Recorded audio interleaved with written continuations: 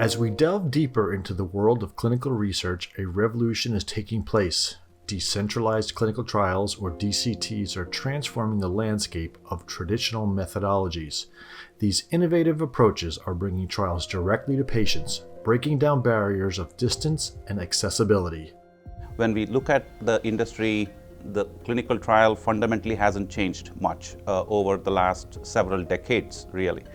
What has changed is the inefficiency and the costs and timelines. Decentralized clinical trials have started transforming traditional clinical trial methodologies. As healthcare became a traditional in-person face-to-face with a specialist or a primary care physician, and suddenly the pandemic came and we had to think about novel ways of leveraging tools and technology, there was no difference when it came to clinical research. One of the biggest challenges in any sort of clinical study is A, recruitment, and B, keeping them in the study. Decentralized trials is one excellent way of trying to promote patient engagement, patient diversity in these clinical studies, because it allows us, first of all, to go to areas that would not typically be viable if they had to commute to a clinic in order to participate in the study. The other issue is that I think most drug sponsors have learned that integrating the patient as early as possible in the overall drug development process is going to allow you to end up with a better outcome. No one is more experienced with living with a disease than the patients themselves, whether that be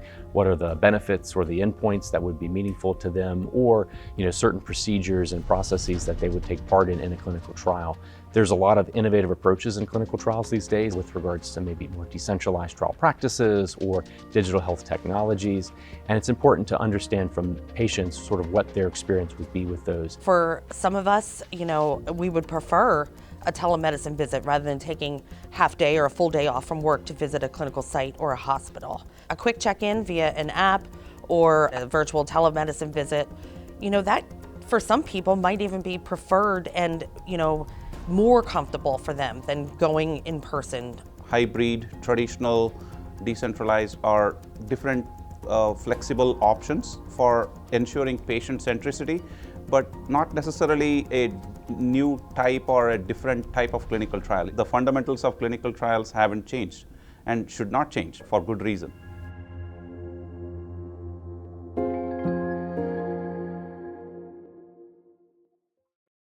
The industry is now asking, how can we design trials that truly put patients first? This patient-centric approach is not just about convenience, but about understanding and responding to patient preferences and needs. Well, patient centricity is a core requirement, really, of medicine today, not just drug development. The patient wants to be involved. They want to understand that they're being heard, and they want to really participate in the overall experience. So as it relates to clinical studies, this has become an integrated component of the approach we're going to use for not only design, but also engagement. Patient experiences and patient preferences should be at the heart of a clinical trial design, right?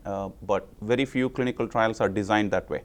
It's usually an afterthought. After the protocol is finalized and sent to the sites and CROs, that's when we are looking at, okay, does this fit? And then that's when it results in protocol amendments, going back and forth and making changes, and sometimes even shutting down clinical trials.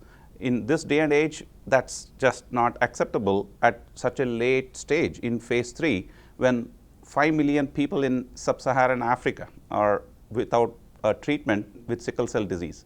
When you see a primary care physician, it might be 15 minutes away.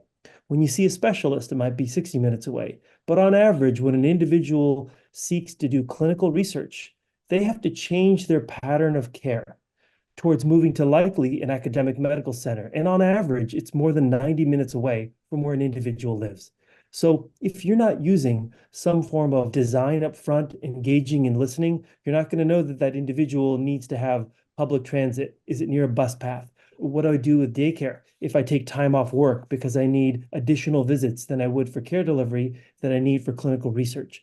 And so suddenly, if you're not listening to the patient or the caregiver and understanding where they are in the community, you're not going to be able to design a trial that's able to effectively reach in a community, enroll them, retain them, and make sure that they're compliant and adherent throughout the process. Flexibility is key here. Protocols can be written to allow the patients, the choice of visiting the clinical site or having their drugs shipped to their home. So personally, I've seen multiple studies set up to have one decentralized site as well as all of the traditional sites. This would allow the patient to choose which model they're more comfortable with.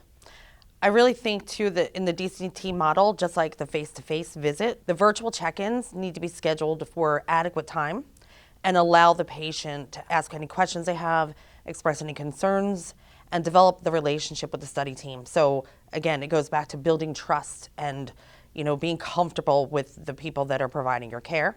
Frequent check-ins via an app and telemedicine visits, I think, can sometimes be more effective for some people than the in-person visit. One of the most pressing issues in clinical research has been the lack of diversity among trial participants. Now, technology is opening new doors to address this historical imbalance. By reaching a more diverse population, we're not only improving access, but also enhancing the validity and generalizability of study findings. When we look at the 400,000 or more clinical trials that have happened historically, majority of them still continue to run in the United States and European Union, majority Caucasian population, and there is also lack of diversity and inclusion from a age, gender, and other socioeconomic backgrounds. With innovative new therapeutic products, we got to really engage the entire human population and race. More than half of the world's population is in Asia, whereas they account for less than 6% of the clinical trial participants. And I think technology should be brought to bear in really addressing these fundamental core problems.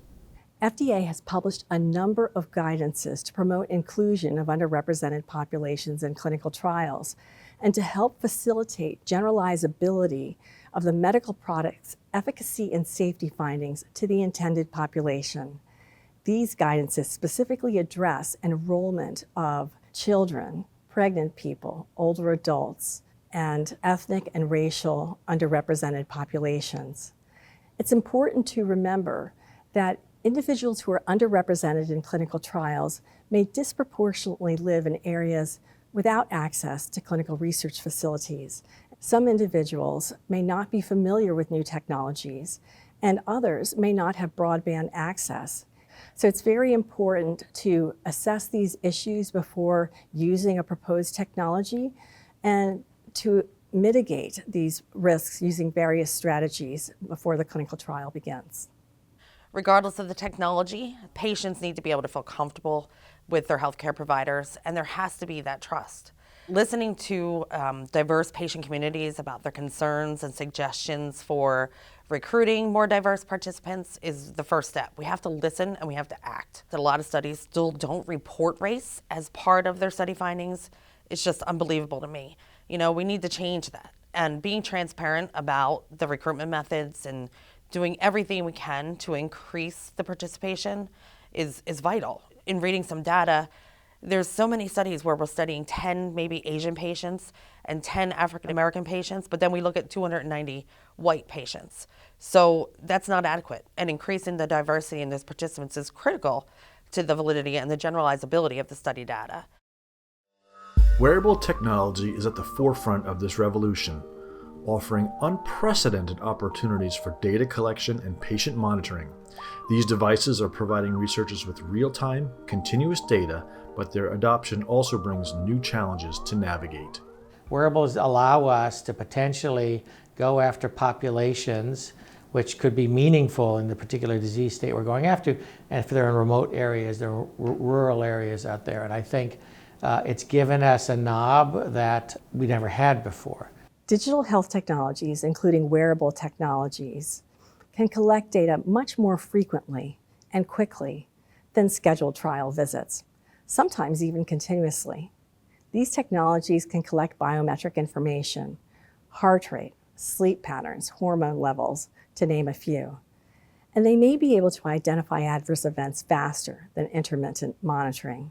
The quality and the quantity of data that wearable technology can collect is astonishing. There's these little hints in how we interact on a day-to-day basis that over time can tell whether a therapeutic is effective in its purpose. They can be secondary data points allowing us to gauge the safety and overall health of the individual. Wearables, batteries die, they have to be recharged, they have to have an internet connection. In many rural areas, there isn't that internet connection up there. So I think you need to be circumspect a little bit when you start looking at where the best application of these wearables are. In terms of clinical trial sponsors, they need to consider how to ensure the privacy and security of the data that is obtained from these wearables. Privacy in the US has kind of been rolled back dramatically here, but in many parts of the world, the EU, for example, it's first and foremost, right? So having those regulatory and legal questions answered up front is something that's essential if you're going to really take full advantage of some of these wearables. Devices themselves have to go through a regulatory rigor to get out and into the hands of the individuals. And in some cases, those devices might be a generation or two behind what the expectations are. And so you've got this dichotomy of something I use on a minute-to-minute basis and then something I need to use for a particular trial. But most importantly is the integration and interoperability of this data. From the logistical side of things, clinical trial sponsors also need to ensure that the wearable technology, the digital technology, and the systems in the clinical trial are compatible with each other so that data collection is streamlined and consistent. Remote monitoring is another game changer in the world of clinical trials. While it offers significant advantages in efficiency and patient comfort, it also presents unique drawbacks that researchers must address.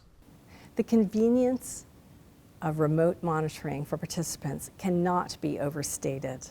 These technologies and the conveniences associated with these technologies may make individuals more likely to enroll and remain in clinical trials. In addition, individuals may feel more engaged and empowered about their own health care. The main issues regarding wearables include an individual's comfort with the use of the technology, whether or not they have access to broadband, and data security and privacy issues. In addition, some individuals may wish to directly interact with clinical trial investigators, and they may want to go to clinical trial sites or have the clinical investigator come to them. Remote patient monitoring technologies, when integrated effectively in clinical trial operations, can be dramatically impactful. Engage the underserved populations, not only here in the United States, in rural areas, hard to reach geographic regions, but also globally, right? And so with remote monitoring, one, you're decentralizing some of the operations at the patient's home, but also you are making patients more comfortable. There is evidence to show that blood pressures are a lot more close to normal when measured at home in a comfortable setting versus in a white coat setting where patients are a bit nervous. And two, you get more accurate data. You're measuring not in an artificial setting that you created for a clinical trial, but how does the patient look and feel and measure data points when the patient is going about their day-to-day life in a real-world setting. In trials where normally the patient would take the drug home with them, to me, it makes sense to give them the option of having the DTP delivery to their home instead. A lot of sponsors are still using the site-to-patient model, which honestly winds up being more expensive when you factor everything in, including the number of clinical sites that you have and the clinical site visits, and then having that clinical site do the actual shipping of that product. Remote monitoring also is a much more cost-effective solution. It reduces the need for a physical site. It saves time on travel, we talked about, but it also cuts down on infrastructure costs and personnel expenses. So these all make clinical trials more economically viable. With the increasing volume of data generated in these trials, ensuring data quality, integrity, and security has become more critical than ever. Technology is playing a crucial role in managing this data deluge through the entire research process.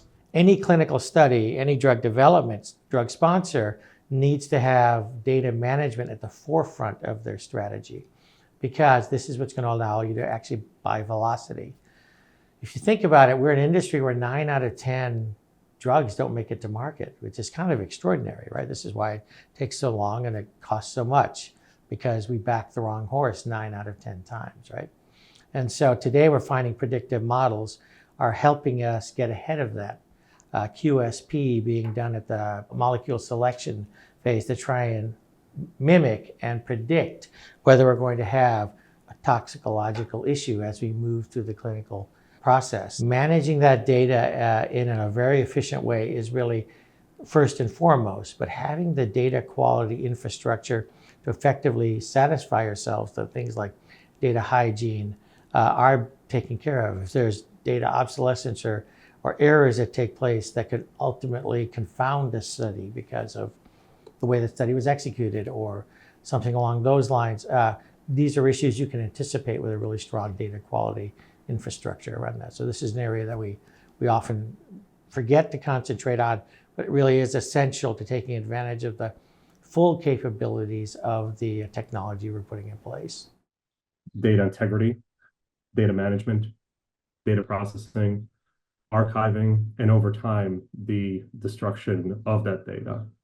These processes and systems will help with how we access, process, store, back up the data, but at the end of the day, it's really up to the researchers' credibility and reliability in ensuring care over this data. Security, it's more critical today than it was 10 years ago, especially now as we're starting to talk and work with not just personal identifiable information, but personal health information. But most importantly, how do we then responsibly act on that data and provide the right information to the right patient at the right time? Unified data platforms, centralizing data platforms, where you bring the remote patient reported outcomes data, clinician reported data, the core safety data, laboratory testing, all of that data in one place right from the beginning in unified central databases can help the sponsor, CRO, and investigator sites to all collaborate in one centralized platform.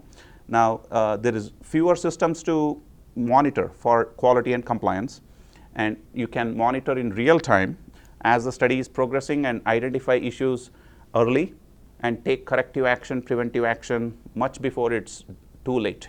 CDER has launched a new center known as the CDER Center for Clinical Trial Innovation, and it has two demonstration programs within this new initiative. One to focus on streamlining the selective safety data collection within clinical trials, which recognizes that for many trials, many of the products, we have a well-established or well-understood safety profile, which means for many of the commonly occurring adverse events, collecting data on those commonly occurring adverse events doesn't necessarily add to our assessment of those products. And that's one way of decreasing the complexity within the clinical trial. A second project is around streamlining trials and embedding them into clinical practice, or our STEP demonstration, which is really exploring ways to simplify the endpoints, simplify the eligibility criteria, to make it more likely that we can integrate that randomized controlled trial into a routine clinical practice. So that also may, over time, decrease the complexity of the data requirements, which in the end may give us more data, more volumes of data, which allows us to make better decisions. Patient engagement has taken on new dimensions in the era of DCTs. Technology is fostering meaningful interactions throughout the trial journey, with patient feedback playing an increasingly important role in refining study protocols. Technology can help provide patients with new tools to help with the informed consent process, with providing their feedback into the clinical trial or the assessments that are being conducted. And it's critically important that drug developers or sponsors really involve patients early on in getting input on the trial designs and in the protocol. Some sponsors have even gone so far as to make patients part of the protocol development team with patient advocacy groups or patient-focused councils that can provide input into that process. Using technology to put it in front of prospective patients who might actually consider enrolling in that clinical trial, help them make an informed choice. Is this the right fit for them? And it's not just about the clinical information, but also the logistical information. How many visits are involved? What's the travel burden? What's the additional time burden and expectation? Will they be required to take time off from their paid work? All these things are very critical when you look at it in the grand scheme of things. If there is an app or a portal where patients can log in and check their own status, how far have I progressed, what have I completed, what can they look forward to in the future, and that's very critical in not only recruiting patients upfront, but also retaining them so they actually are successful in completing the study. Study at Pew Center of Research said that over 81% of Americans own a smartphone. That means that's a broad-based, powerful tool by which we can have mobile health interventions. At some point of time, that management of the data from an individual's perspective has to be as consumer friendly for our healthcare data as it is for our banking and finance data. I think that with the awareness would allow us to open up the funnel for more individuals to raise their hand and say, I'm interested in participating. I meet the inclusion criteria. When on the back end, starting to harmonize and bring together data, right? My records are across probably 3 or 4 different EHR systems. They cover different parts of my life. They cover different conditions I've had, but they're not continuous. We have a lot of entities who are bringing this all together to create that in a continuous manner. So I'm pretty excited about when it's all there, under our own individual control. Innovative approaches to patient recruitment are emerging, particularly for harder-to-reach populations and rare diseases. These new technologies and strategies are helping to overcome long-standing challenges in trial enrollment. Patient recruitment has been and still persists to be the gorilla in the room when we talk about the challenges in clinical trials. United States has electronic medical records implemented. However, there is 200 to 400 different EMR systems. Not all of this data is accessible easily because of HIPAA and patient privacy and data protection laws. Now, if you look at it on a global scale, this problem is huge because most of the countries do not have an electronic medical record system. And so it's a huge challenge in rare disease, even today. But what is really working in rare disease is having patient registries, patients with the same or similar diseases being in a central database, especially formed by patient advocacy groups. Each rare disease is a global public health issue. It's not a national issue, and hence we need patient registry platforms that can speak 100 different languages and engage these patients who may not be native English speakers, but equally motivated to participate and contribute to clinical research. A lot of online patient registries and crowdsourcing platforms have been built up over the past few years that enables researchers to be able to connect with patients directly that have rare diseases.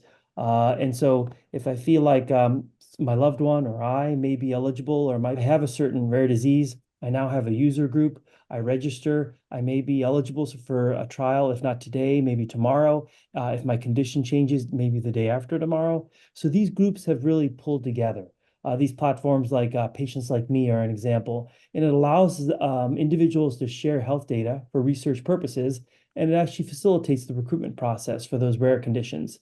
While FDA doesn't conduct clinical trials, it is aware of many new practices in improving the recruitment of patients in clinical trials.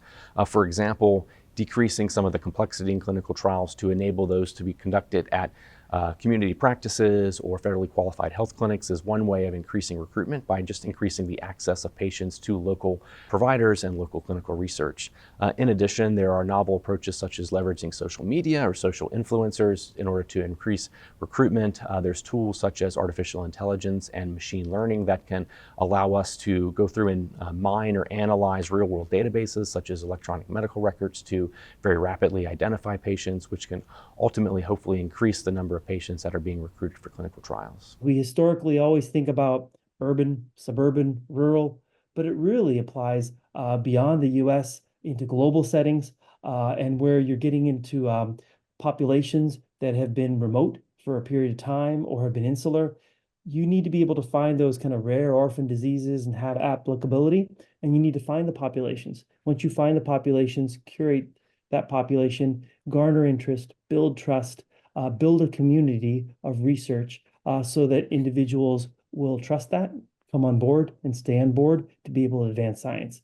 That's how you think about innovative approaches. Automation is being integrated into various aspects of clinical trials, bringing both benefits and challenges in terms of study efficiency and reliability. This shift is reshaping how trials are conducted and managed.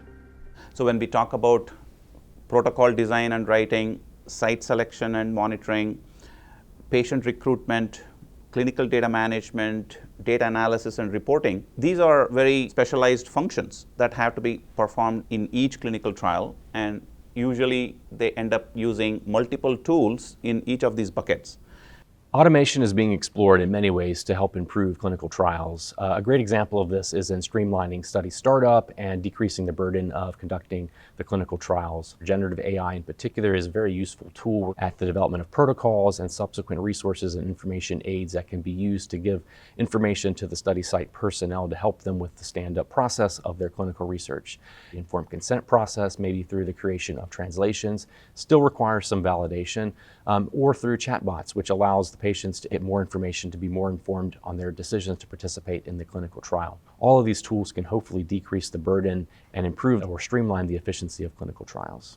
And by us taking away the repetitive and freeing up a little bit of time, I'm able to spend more time verifying the work I just did. I'm able to spend more time engaging with my peers to ensure that what we're doing is effective. We should start seeing studies being more effective by the white space in between activities, in between processes of one phase or activity ending and the next one having. Yes, we can automate the protocol design and writing process using large language models and ChatGPT type tools to help in that process as an aid, but ultimately it still needs human expertise. So there is opportunity for probably 80-20 at every step of this process. Someone needs to verify that what the AI and automated workflows produced makes sense and refine and iterate over it, right? It's an iterative process. Artificial intelligence is making its mark on clinical trials, from optimizing trial design to enhancing data analysis. As we look to the future, the potential application of AI in this field seems boundless. On the clinical side, AI offers us a number of advantages. Certainly on the recruitment side, natural language processing is a fairly advanced application of the overall AI umbrella there, but it allows us to more accurately and rapidly identify patients which are going to fit the criteria for the particular trial design we're coming up with. Predictive modeling in terms of how we're going to ultimately design these clinical studies. We can do simulations with AI now in advance and run different trial designs. One of the things that is slowly but surely gaining traction is the notion of adaptive trial design. An adaptive trial design allows you to sort of make adjustments to your trial design based on intermediate data results that you're getting from it. There are things like in the actual application of different drug therapies, a study that was done back east on dynamic dosing, in which dynamic dosing is when you've got a very sick patient and you cannot just hit them with the chemotherapy full force because they can't take it. They're not healthy enough to do it. So you need to modulate how and when and how often you should do the different cocktails for cancer, for example. There, AI allows us to run those simulations based on physiological data to optimize that treatment. So we're seeing it being applied in a number of ways. Since 2016, the Center for Drug Evaluation and Research and Center for Biologics Evaluation and Research have received over 350 submissions with AI components. Common uses of AI include outcome prediction, dose selection and optimization, pharmacometric modeling, real-world data phenotyping, and natural language processing. When evaluating AI models, it's important to take into consideration the data that are used to train the models. Generally speaking, these data should be fit for use, and they need to be both reliable and relevant. Part of that equation is that the data are representative of the intended population for the medical product. First and foremost, with the advent of large language models, this technology is very well fine-tuned for handling and working with large documents, something that we have many, many of here in the clinical trial industry. So these models are built for purpose to be able to help us rewrite particular documents at a particular reading level, or summarize a particular document to highlight the key points. In the more advanced phases, looking at the earlier phases in the discovery and research phases of drug discovery, identifying molecules and potential actions and activities that happen in particular combinations. As more AI gets into our workflows, obviously we'll be able to identify quality issues faster, identify outliers faster, respond to situations in a more real-time basis than after days, weeks, or months. Again, none of this will be done without the intervention of a human. We do believe, and it will be for a long time, that there will be a human in the loop, especially when it comes to activities that have to do with safety. But it's certainly a new tool that we have today that we did not have yesterday for us to move the ball forward. You can essentially look to accelerate clinical trials, improve safety, and also personalize it for individuals. And you can now look to completely transform clinical research with the leveraging of large data and their insights through large language models, machine learning, and now what we call AI. As we face these challenges and opportunities, the question remains, what does the future hold for clinical trials? Despite the hurdles, there's a sense of optimism in the air. The industry is poised for success, driven by innovation and a renewed focus on patient needs. While I understand and appreciate the need to carefully evaluate everything we do and all the implications for the changes introduced into the clinical trial process, I think we really need more action, less talk at this point. So even introducing smaller, more manageable changes, whatever the sponsor and the patient population and the investigators are comfortable with, that's going to help us drive our industry to a future where DCT elements become more commonplace in clinical research. It's exciting to see all of the different ways that clinical practice and healthcare is evolving and how that is going to shift and move into the clinical research space. And the sort of pace of biomedical innovation is picking up incredibly. And so as we explore new challenges, whether that be for personalized medicine or for cell and gene therapies, making sure that our clinical trials are fit for purpose and able to generate evidence for these new types of products will be incredibly important. We've got the potential to reinvent clinical research from the ground up based on all that we know about looking to embrace diversity and make it essential, as well as embracing technology and the data that we have today to really transform it. It shouldn't take years. It should take months to be able to cycle and process information, to be able to evaluate and get therapies to market. I think it's a great endpoint that we should all strive for.